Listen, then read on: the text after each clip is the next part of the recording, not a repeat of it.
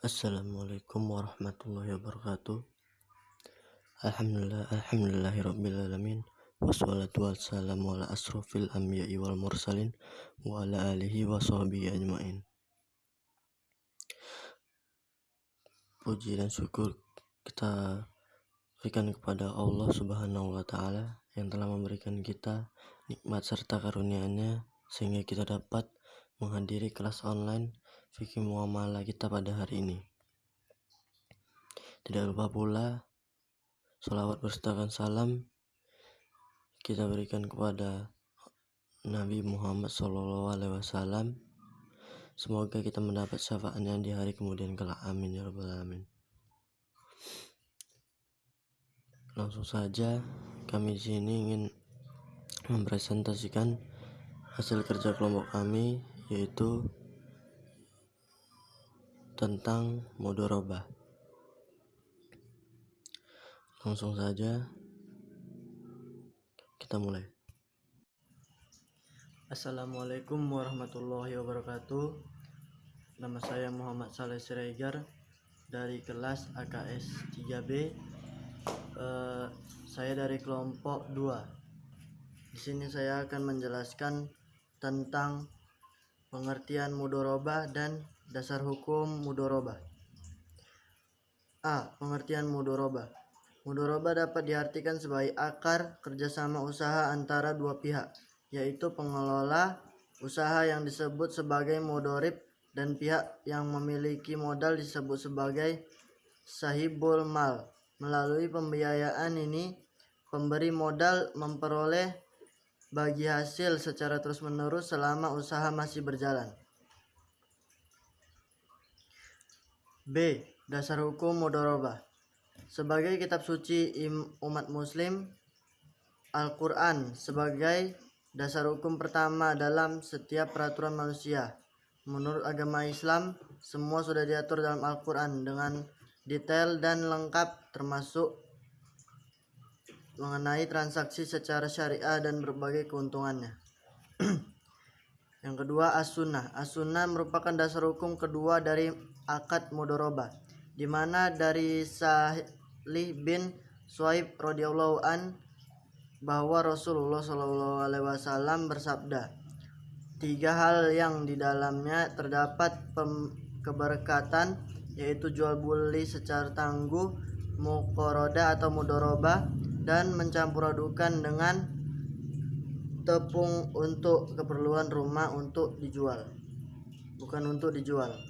Hadis riwayat Ibnu Majah. Thayyib, Assalamualaikum warahmatullahi wabarakatuh. Nama saya Yasmi Fajra, saya dari akuntansi syariah 3B. Saya akan menjelaskan tentang rukun dan syarat mudharabah. Rukun itu merupakan sesuatu pekerjaan yang harus dimulai sebelum melakukan pekerjaan. Jadi rukun mudharabah itu dia ada 6. Yang pertama, pemilik barang yang menyerahkan barang-barangnya. Yang kedua, orang yang bekerja, yaitu mengelola harta yang diterima dari pemilik barang. Yang ketiga, akad mudharabah. Akad mudharabah dilakukan oleh pemilik dengan pengelola barang. Yang keempat, mal. Mal yaitu harta pokok atau modal. Yang kelima, amal. Amal yaitu pekerjaan pengelolaan harta sehingga menghasilkan laba.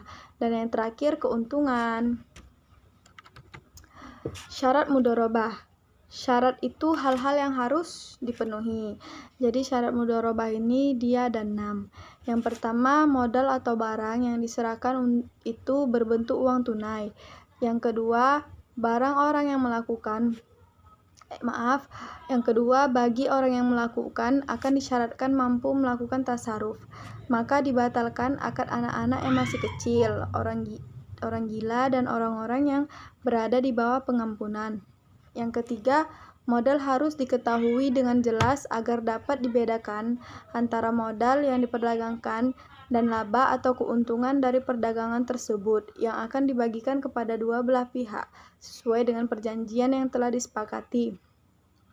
Yang keempat, keuntungan yang akan menjadi pemilik pengelola dan pemilik modal harus jelas persentasinya, umpamanya setengah, sepertiga, atau seperempat.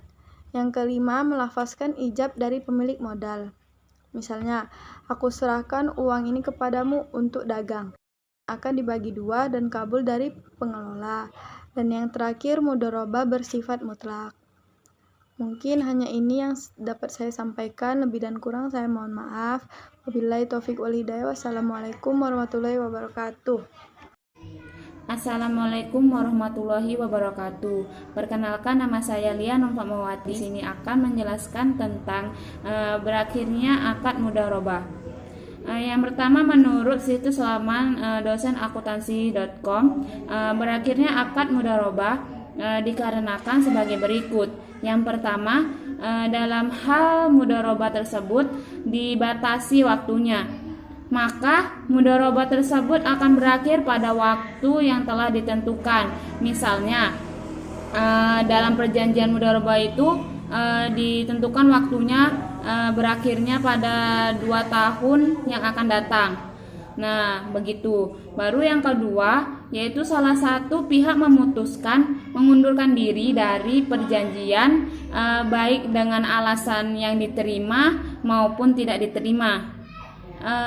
Yang ketiga, yaitu salah satu pihak meninggal dunia atau hilang akal.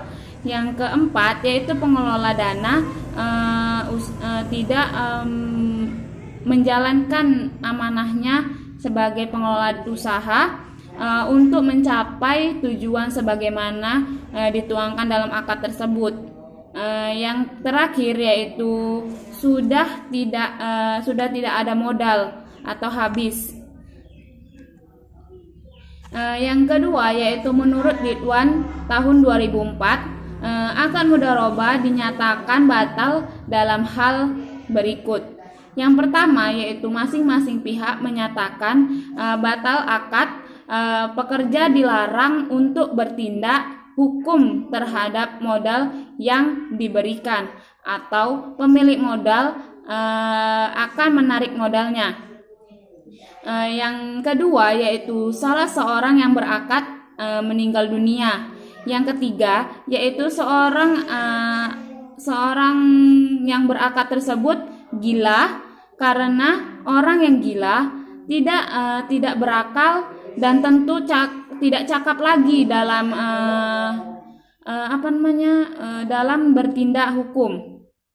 Yang keempat, yaitu pemilik modal murtad atau pindah agama. Menurut Imam Abu Hanifah, akad akan batal apabila mereka murtad.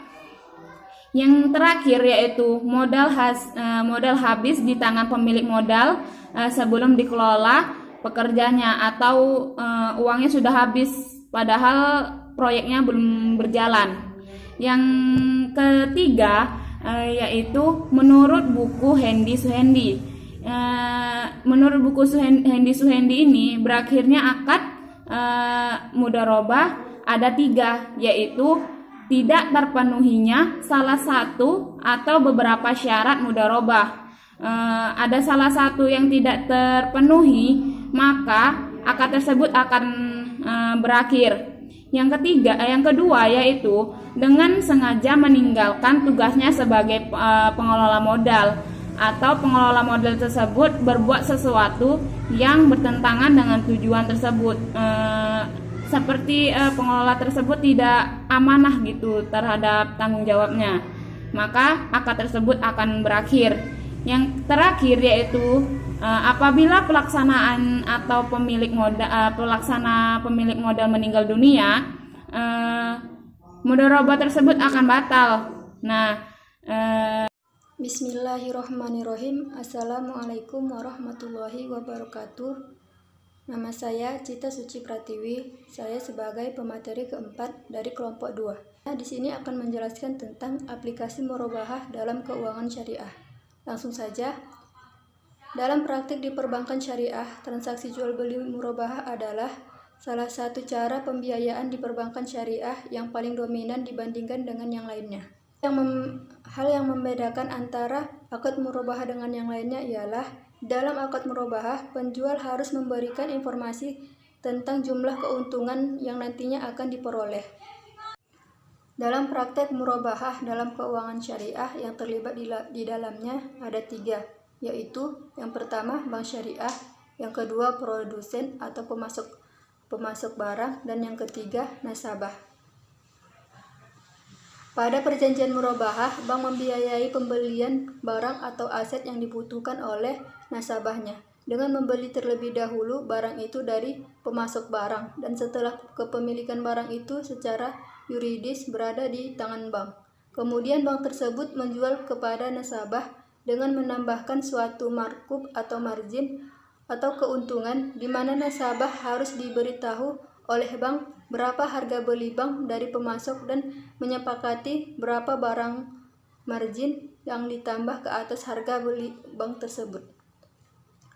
Kemudian ada 3 cara penerapan jual beli murabahah yang dilakukan di perbankan syariah, yaitu yang pertama, model yang konsisten terhadap fikih muamalah. Dalam model ini, bank melakukan pembelian barang terlebih dahulu setelah sebelumnya terjadi kesepakatan atau perjanjian. Dan yang kedua, hampir sama dengan yang pertama, tapi perpindahan kepemilikan terjadi secara langsung dari supplier kepada nasabah. Dan yang ketiga, ketika terjadi perjanjian murabahah antara bank dan nasabah, yang pada saat itu juga memberikan kuasa kepada nasabah untuk membeli sendiri barang yang akan dibeli.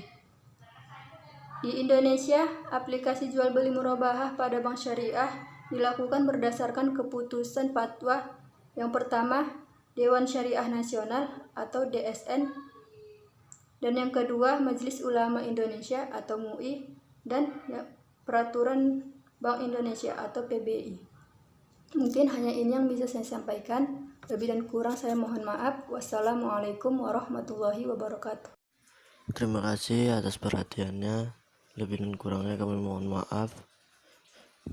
Billahi taufiq wal hidayah. Wassalamualaikum warahmatullahi wabarakatuh.